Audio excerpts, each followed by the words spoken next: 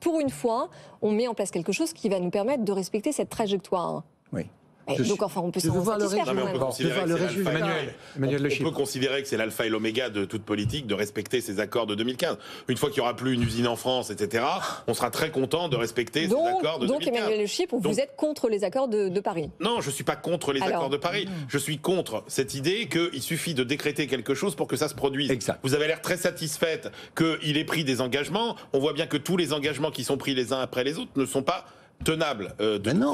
Mais là, pardon Emmanuel. A priori, non, mais je veux dire, là c'est main dans la main. Les industriels font des efforts et en face l'État met de l'argent. Ils vont surtout être ravis d'aller dans des pays où l'énergie sera beaucoup moins chère. Ah bah là c'est la contre-proposition que fait Emmanuel Macron. Donc voilà, moi je pense que si vous voulez effectivement avoir, non mais là où Jean-Marc a raison, c'est que demain la France disparaît de la carte, ça n'a aucun effet sur le réchauffement climatique et les émissions de CO2. L'urgence des Français, c'est que l'administration fonctionne, l'éducation nationale fonctionne, distribuons cet argent à des pays dans lesquels la décarbonation produira beaucoup plus d'effets.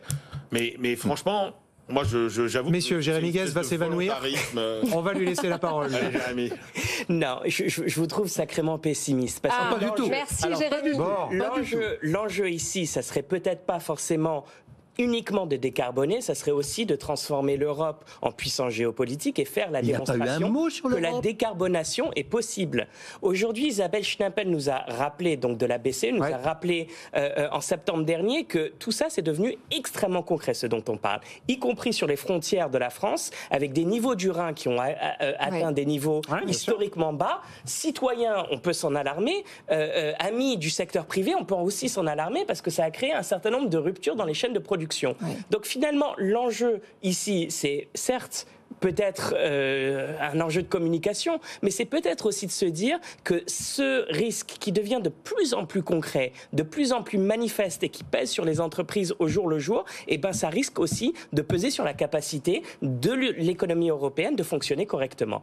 Soit dit en passant, je les fréquente sur le campus tous les jours, ces étudiants aussi commencent à choisir leurs entreprises en fonction... Bien sûr. Et donc ça veut dire évidemment, la pression du privé va être beaucoup plus forte que les incitations du gouvernement. Alors je vais me contredire sur ce que j'ai dit comme les sur le segment juste avant. C'est que potentiellement l'État a perdu son monopole, mais il a quand même gardé une fonction notable, c'est ce rôle de chef d'orchestre auquel vous faisiez allusion et cette capacité à organiser un effort que seule une entreprise, la théorie des jeux nous l'a dit, une seule entreprise à elle seule ou un groupe d'entreprises sans communication ne pourrait pas organiser par L'industrie de l'eau minérale est en train de décarboner ses embouteillages plastiques pour changer les plastiques recyclables. C'est sous la pression des clients, sous la pression des consommateurs et puis des salariés. Mais donc, Jean-Marc, je ne comprends pas. Donc, ce que vous dites, c'est que finalement, c'est plutôt bien que les industriels se décarbonent. Mais on n'a pas eu besoin du gouvernement pour le faire. D'accord. Vous avez posé la question. Ce que vous critiquez, c'est la méthode. Eh bien, quand je pose la question du financement... C'est 5 à 10 milliards, c'est de l'argent jeté par les fenêtres? Non, mais quand je pose la question du financement, c'est que je dis que lorsque c'est l'entreprise qui prend à sa charge ça, elle l'intègre dans son business plan et dans son modèle économique. Oui.